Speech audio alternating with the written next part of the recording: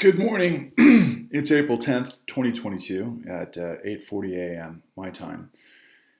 And I'm slightly overwhelmed. I'm also encouraged, but at the same time, I'm, not sure what year it is sometimes because, as we approach really, I think the most important time period in the calendar of the fiscal of the year. Um, and really, maybe the most important time of this journey is that for me, rebirth is extremely important. The opportunity to begin again. And we've just reached over 1.1 million people on hashtag Patrick Lovell. And I think collectively on the hashtags, what we put out there, about 4.4 million people. And I'm getting contacted by people all over the country, many of whom I've known and I haven't talked to for a long time, and many that are finding their way to us through, these sermons as they are on TikTok. And it's quite amazing because of a lot of convergence of things that are happening right now. And I hope that in the spirit of the season, so to speak, that maybe we are on the precipice of our own version of what history's given us a few times. So I think I'll take you down the journey of my corollary and where I am currently in this process. So when I personally got just destroyed by the meat grinder of the foreclosure process back in, let's call it, let's say 2009, 2010 was that process. It was pretty much 2008 through the late 2010. In fact, we got foreclosed on Christmas time, 2010, which was really horrific. And as a business guy and trying to salvage what I could and trying to read what was happening out there, in the general media with the Obama administration at the time, talking about programs through the Home Affordable Modification Program and my real experience dealing with servicers, and also coming from the background of being a business guy and working with creditors on occasion to be able to maneuver things, to be able to withstand the business cycle or billing as it is when you're independent. And, I kind of knew how things worked before that, but they certainly were a different deal in this time period that I'm talking about. And I started to discover patterns that after a while I was like, wait a second, this is a setup. And so ultimately I started pulling the thread from there. And then that's what led to this amazing adventure that it was an odyssey that, from beginning to now is 13 years. And 13 was a big number in my life because long before that, this goes back to the late, mid 90s, to be honest with you. For some reason, 13 kept popping up in my life.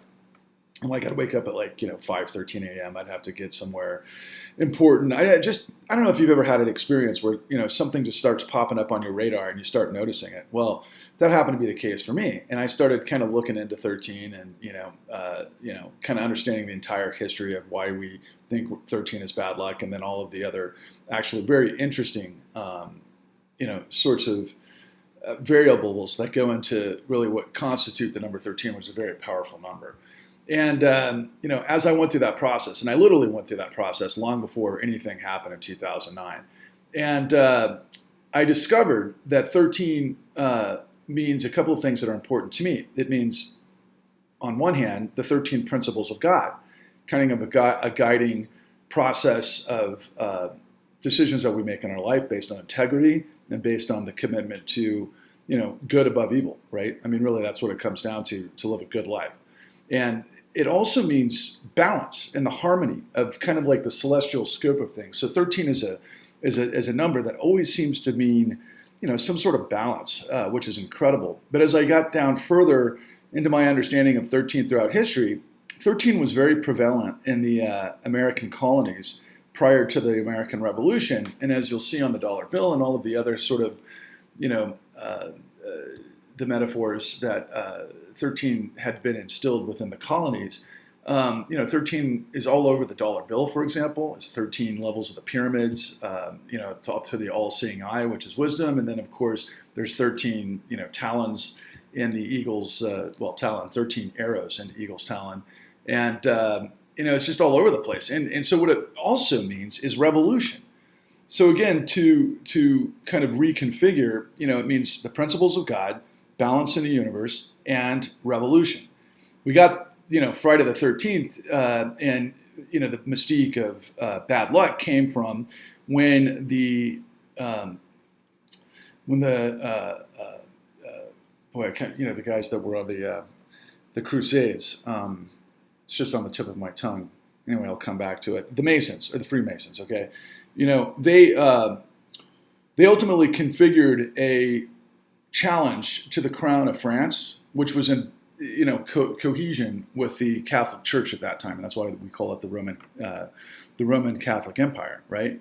And the king and the Pope got wind of kind of this new system that was challenging their power through, lending, and because these guys were the ones who ultimately became the Masons that built all of the churches in the cities around Europe at that time period, and so because the Masons were a threat to their power, their central power, they decided on Friday the 13th to basically betray them, and they murdered all of the return, guys from the Crusades that ultimately were part of this configuration, and they did that on Friday the 13th. So that's why we get, bad luck is 13. But interestingly enough, it was that time period that seemed to evolve that ultimately wound up on our shores.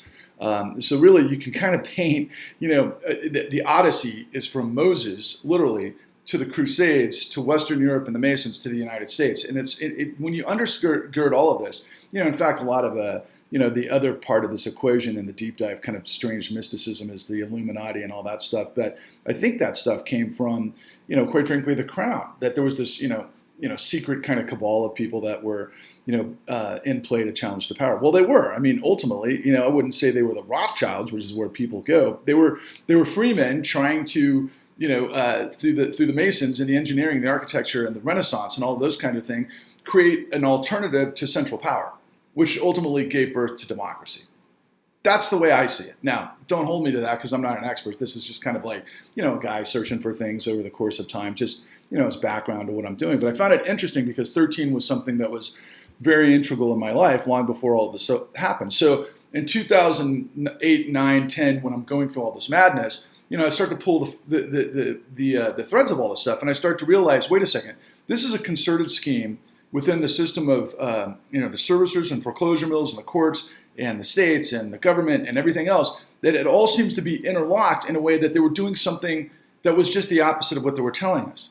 And I'm the kind of person that if someone gives me a red flag, I tend to want to understand what it is they're doing and why. And that's what I did. And I'm relentless when it comes to that. So I started pulling the threads. Next thing you know, I got a chance to be able to make my first documentary, which was called Forward 13, Waking Up the American Dream. And because I'm a film guy, I'm a producer, I've been that guy for a long time, I always kind of thought of myself as Uma Thurman in Pulp Fiction when John Travolta stuck the adrenaline shot in her chest to wake up from the heroin comatose to be like in the game, right? And so that was kind of the metaphor in my mind. And that was kind of Forward 13 for me, premised in everything that I just told you. So, the principles of God through balance of the universe, through ultimately revolution. And what we found in Forward 13, which was my first lap around the country, which we started during the time of Occupy Wall Street. We went to 23 different encampments, and then the Tea Party popped up, and we were all over the country. And I'll never forget going to the belly of the beast. I went to the Americans for Prosperity headquarters in Kansas, and it was odd because there was this corollary to, the Wizard of Oz on our journey. And I remember going to the Wizard of Oz Museum after that, and those two things were happening at the same time, and I realized, these Americans for Prosperity would have been like the Bad Witch. I mean, I can always make metaphors based on corollaries to, fictional depictions of what happened on our world. And this one was one in real time. And I'll never forget talking to the head guy at Americans for Prosperity. This guy was like, just aw shucks, of the people sort of, farmer guy, with a PhD from Harvard. You know what I mean? So the Koch brothers just put the best and the brightest, and this guy was working me left and right, and I kept going, well, wait a second. Everything he was saying was kind of antithetical to the common sense, and I knew right then he was pissing on my head telling me it was rain. And so, for me, the other corollary to films that came from the 90s, of which I come from too as a filmmaker, is, of course, the greatest trick the devil ever played was to convince the world he didn't exist, and then ultimately I got tired of them pissing on my head telling me it was rain because they must have thought I was some kind of new fool. Why is all of that relevant? Because I'm getting people from all over the country, and I have been literally for about 11 years now. What do we do next? How do we do this? What are we going to do? Once we have the facts, What are we supposed to do? And this has been the question over and over, because the power, literally, whether it's the Wall Street meritocracy, Ivy League Democrats, right, which I consider the deep state, literally, they're this extremely organized, brilliant people that control the system. They literally do, because they are the smartest people in our system, honestly. But they work for themselves. That's when we've become what my colleague wrote when we first started this was kind of a treatise called The New Aristocracy.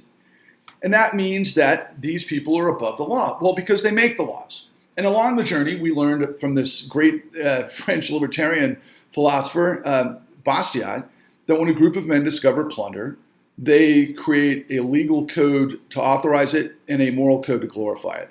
That's what's happened throughout history. It's just a repeat of history. And so we're at a moment now in our generation, the people that have come through this crisis process, I'm pleading to you to come out of your shell, to come out of all of the pain and suffering that you have experienced throughout this entire time, to join us, because everybody is asking, what do we do?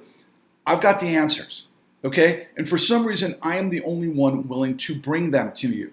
And it's not me telling you that the system is corrupt or the system is rigged. It's me showing you with the evidence that we took years and years to aggregate all over this country, and we did the work that the Department of Justice, the FBI, the SEC, the Securities and Exchange Commission, and all of the major media of this country, New York Times, all of the big papers, all of the big platforms, failed to do.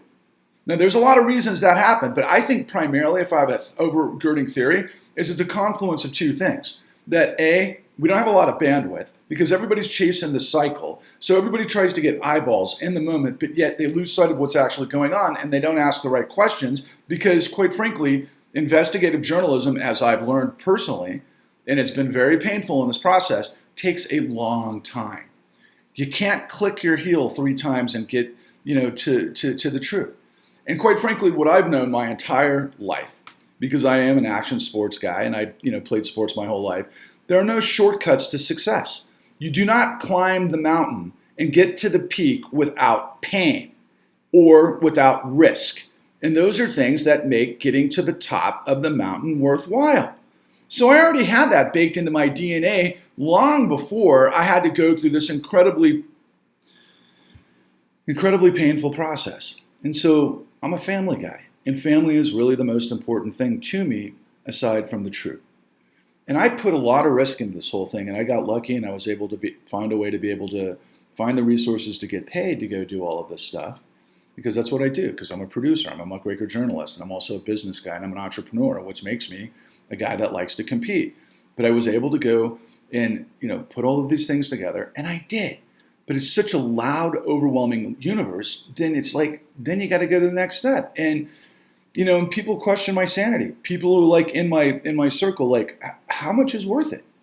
I mean, you're going through a divorce. Your son is, the thing that matters to you most. And he's upside down, inside out, trying to discover what he's supposed to do as a 17-year-old after COVID and after all of these personal problems.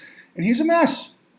He doesn't have, the balance. He doesn't have the sort of architecture to be able to, be safe, go to school, learn, go to college, move on to the next thing, because everything's in chaos for us at the moment. And I know there's millions of you like that. So as we approach this incredibly important time, right, I've done these hashtags over and over, and I want you to just understand you have to join us, because if you have endured suffering, if you have endured being betrayed by the system and you've had everything stolen from you, and maybe you've gone through the same type of suffering I have, where you felt like you were drowning the whole time, where your lips are barely above water, where you've lost everything in the process that was important to you, and now you just feel defeated and you want to give up, maybe you even want to die. That's what this moment in time signifies, and we have to come together. So the great story of Exodus, right? What was Moses about? What were the Israelites escaping? Well, they were under the burden of the pharaohs. They were slaves. And they were seeking liberation. And Moses came, and he was the deliverer. And Moses did so in a way that they didn't want to be saved in the moment. You remember the corollary from the story? It's like people didn't believe them, or they didn't want to go along, or they didn't want to escape for themselves. They just had found a way that the only way they're going to survive and the only system they knew was suffering. But the whole point of Exodus was, and the deliverer, was to be redeemed. And so at great cost and purpose, led by God in the parables, in the scriptures, that Moses, against all odds, found the courage to become the leader that people galvanized behind, and they went across the Red Sea. And the idea is they had to wander around the desert and to get to the promised land, right? And of course, Moses couldn't get there. But that's one side of the story, but that's all about redemption. But the only thing you can do to escape, the evil of slavery, right, and bondage, is you have to have structure based on common sense, which we call God's laws, or what we call the Ten Commandments. But they're just basic laws, right? Outside of the ones that, you don't have, you can't recognize any other God but me sort of thing. But, thou shalt not murder, thou shalt not steal, thou shalt not lie, and deceit, and all of those that, manifest just honesty and living a good life of value and integrity. So the other hashtag that I set forth, and I hope that everybody uses in unison with hashtag Exodus, the hashtag the resurrection. So next week we've got Passover and Easter, and it's all about rebirth, right? What is the resurrection all about? Once again, it's liberation.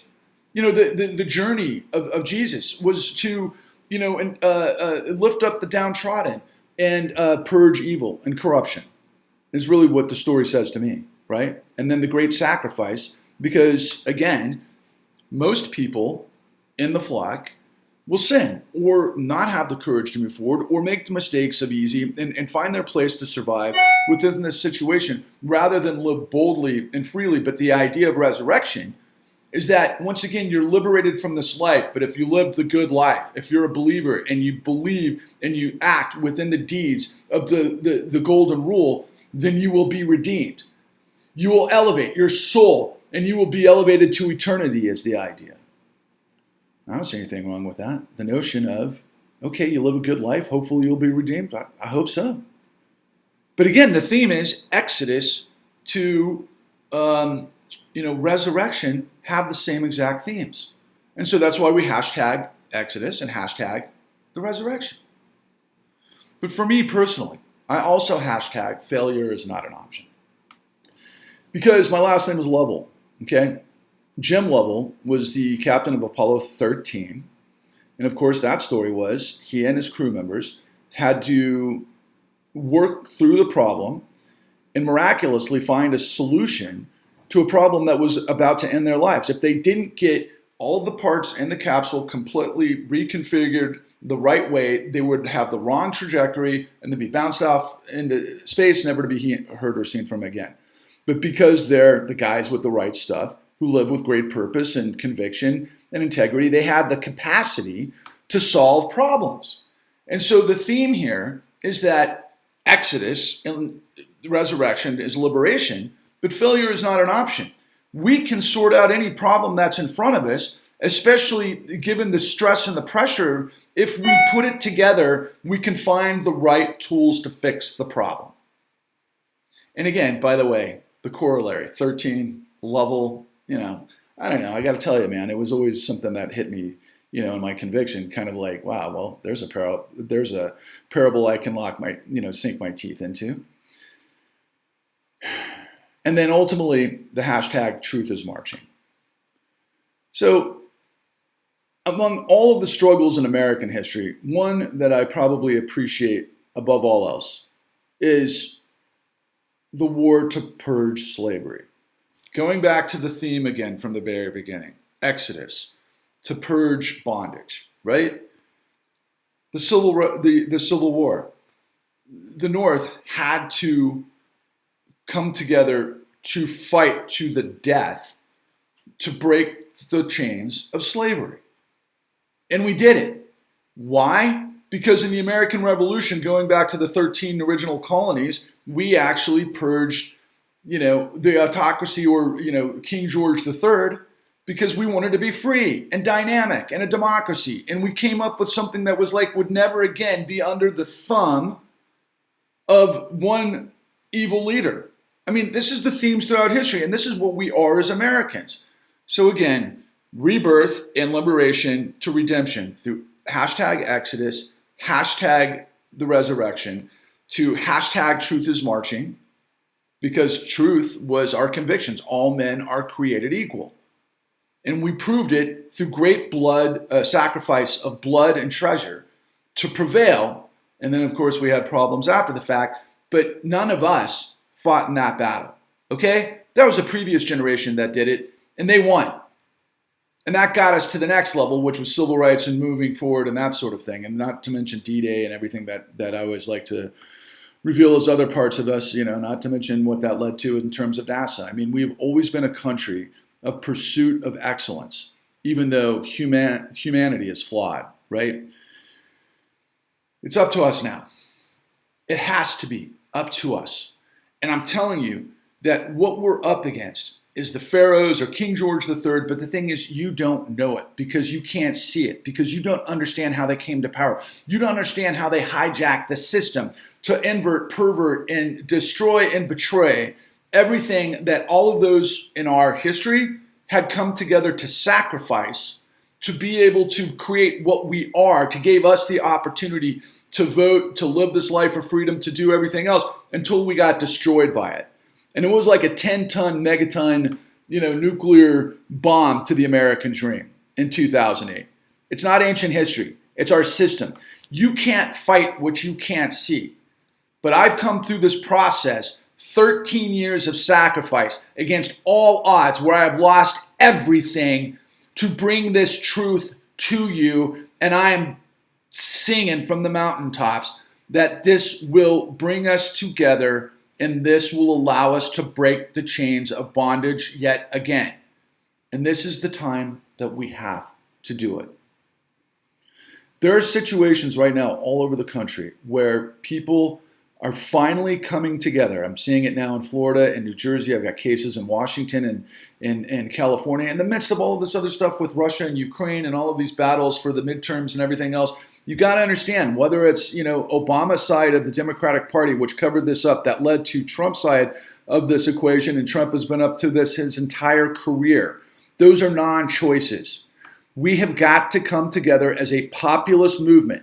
Everybody who believes in freedom and the dignity of Americans to live free, so that we can find our way through this life, because we've got the integrity of law and justice on our side, so that we can make our own decisions and move forward. But we right now are absolutely controlled by a diabolical financial machine that has corrupted and polluted the process. They've overrun the courts, which is the judiciary. They've overrun Congress, which is legislative. And then, of course, they own the presidency.